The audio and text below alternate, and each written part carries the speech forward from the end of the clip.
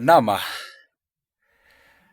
uhali gani? Mechi imetamatika, mechi ambayo imesubiriwa sana sana sana, na baada ya watu kujishasha mitandao, sijui nini nini, nazungumzia mechi kati ya Arsenal dhidi ya Manchester United, mechi ambayo bila shaka tulikuwa tunawatangazia upande wa pili, na nashukuru sana kwa feedback ambayo naipokea kutoka maeneo mbalimbali na watu ambao bila shaka wamekuwa wakitusikiliza. Mimi naitwa kijana wa jana kaka Pike Waithaka, niko hapa mwanahabari masuala ya michezo na vile vile mchambuzi. Na baada ya kipenga kimepulizwa pale, tunazungumzia baada ya Arsenal msimu huu pale Mirata kwenda mechi nyingi sana bila kupoteza.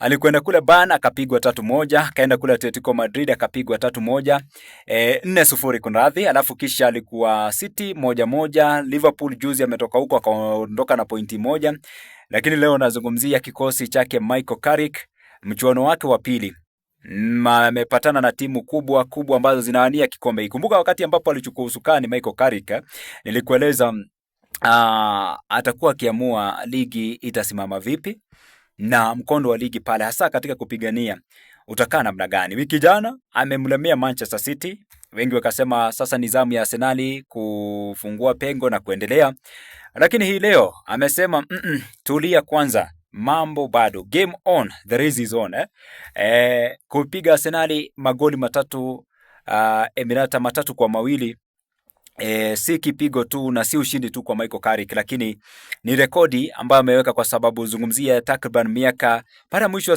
United kupata ushindi pale wa ligi. Zungumzia mwaka upi ule, mwaka wa 2017 kama sijakosea, na ukiangalia leo amerejea pale huyu Michael Carrick, ukiangalia nafasi amezichukua vizuri.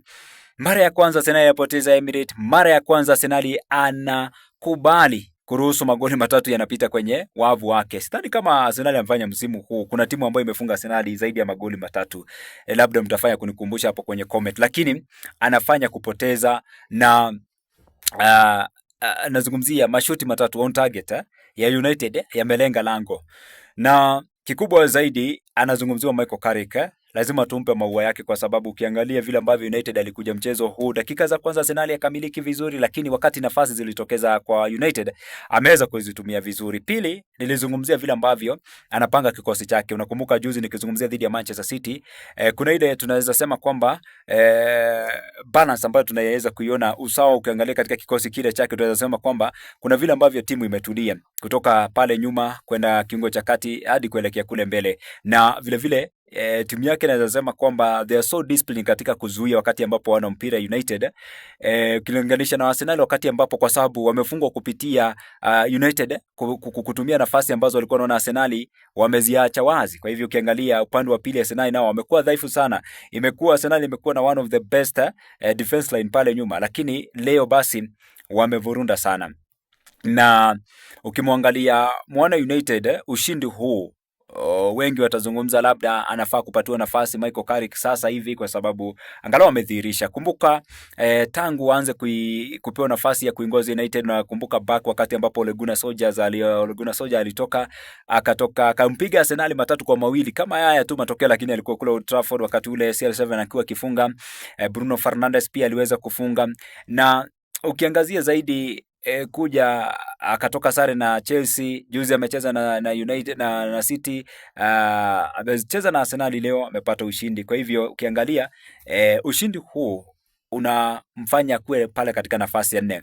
Kitathmini nilikuwa nimezungumza nikasema ndio labda viongozi wala uongozi wa United hauzungumzi sana, lakini kikubwa zaidi ukiangalia ni tuzungumzie labda lengo ambalo labda alimwambia lazima hakikisha kwamba basi anatimiza, ni kuhakikisha basi anamaliza miongoni mwa timu 4 bora. Na ushindi, alishinda juzi, leo ameshinda. Kumbuka Liverpool alipoteza jana, anapata nafasi ya kupaa hadi nafasi ya 4. Kwa hivyo ni nafasi ambayo labda ataipigania sana, kwa sababu mimi nitakueleza kama mchambuzi wa soka, akimaliza among top 4 tarajia kupatiwa kibarua pale cha kuinua United. Lakini ukiniuliza mimi hapa nilipo, sidhani kama wanafaa kumngojea amalize pale kwenye top 4, lakini kazi ameifanya, kwa sababu kupata ushindi dhidi ya City, dhidi ya Arsenal ambao msimu tunazungumzia wamekuwa bora zaidi, anafaa heko, na mojawapo tu ya kumpa heko ni kumpatia kibarua Michael Carrick, kwa sababu biashara anaipiga vizuri. Ni kizungumzo ukiangalia na mwana United ndio hachezi michuano ya UEFA Champions League, hachezi Europa, yupo kwenye Conference, yuko kwenye Carabao, yuko kwenye FA. Kwa hivyo namaanisha nini? Yupo pale kutulia kucheza mechi tu za weekend za ligi kuu ya Premier nchini Uingereza. Kwa hivyo ana nafasi kubwa ya kuweza kumaliza nafasi ya 4. Nimalizie kwa kuiangazia Arsenal ambayo imepoteza siku ya leo, na ndio mechi wengi hawakutarajia. Leo kwa mara ya kwanza Arsenal walikuwa na full fit squad ambayo imekuwepo, na I think Mikel Arteta atazungumzia kwa sasa katika dunia is one of the manager ambaye ako na one of the best squad, lakini nitazungumzia leo tunaona kwamba kikosi kile ni kama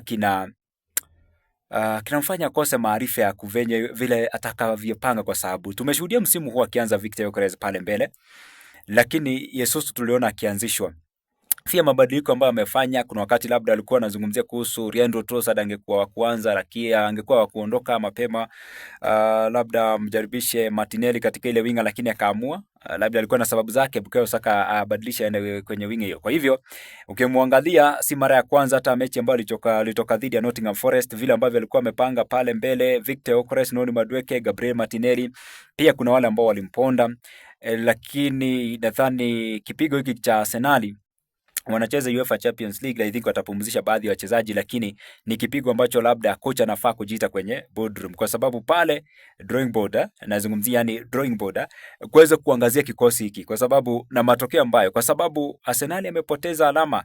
Mara ya mwisho Arsenal kupata ushindi sikumbuki vizuri, mtanikumbusha, kwa sababu alitoka sare dhidi ya Liverpool, akatoka sare dhidi ya Nottingham Forest. Nazungumzia ligi kuu ya Premier nchini Uingereza, achia mbali Carabao na UEFA Champions League, na amepigwa leo na Manchester United, na haya wengi waliona. Kuna mmoja ambao tulikuwa tunazungumza naye ananiambia hizi sare vile ambavyo Arsenal ulikuwa unaona wakipata timu ambayo itatumia nafasi basi wataweza kuangamiza. Kwa hivyo I think kwa Mikel Arteta ana kibarua, kwa sababu hawezi nieleza una kikosi kama hicho alafu mwisho wa siku kina kushinda kupanga, basi itaonekana kwamba basi haufai kuwa ni kama kikosi kimekuwa kizito kukuliko, haujui vile ambavyo unafaa kukipanga, lakini ni hali ya mchezo. Tutatarajia tuone watajibu vipi mapigo hayo. Kwa hivyo naomba nikomee hapo. Najua kwamba muda umekwenda, lakini tukipata nafasi wakati ambapo natangaza michuano hii pia katikati mwa wiki UEFA Champions League, nikipata nafasi tutaweza kuchambua baada ya kipenga mchuano ambao tunakutangazia,